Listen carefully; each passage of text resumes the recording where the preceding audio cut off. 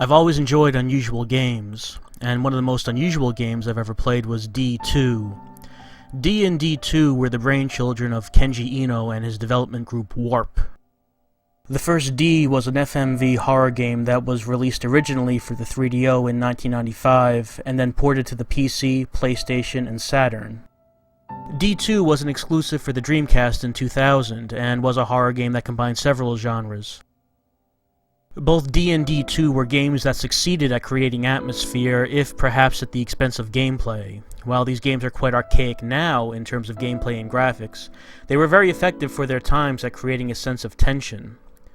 As you'll see, these games were not really made to be fun, but rather to be an experience, and I think that they succeeded at that.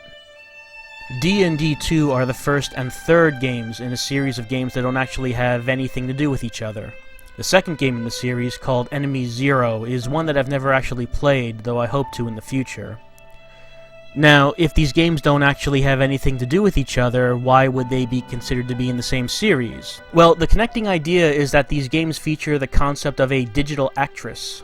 The main character of these games is a woman named Laura. However, the character of Laura in these games is not the same character. It's a different character in each game, even though she looks similar in each one.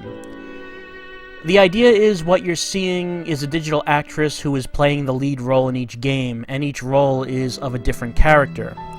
Kenji Eno introduced this idea because he apparently felt that games were becoming more cinematic, and so, just as movies have big-name stars that act in them, so would games. This is different from games starring established characters like Mario, because Mario is his character. He isn't an actor playing the character of Mario. If you're confused, well, all you need to remember is that the Lauras in these two games are not meant to be the same character, even though it may seem so.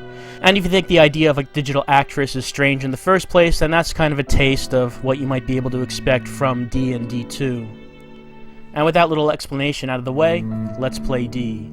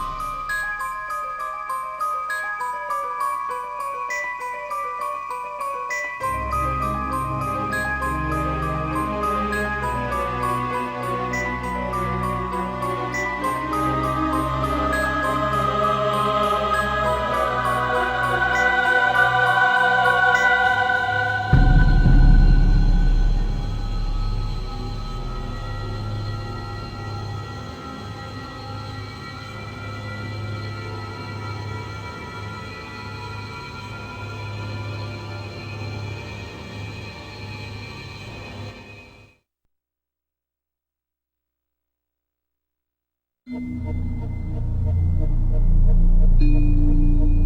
first D is entirely FMV. The idea was for it to be an interactive movie, and this shows in the length of the game.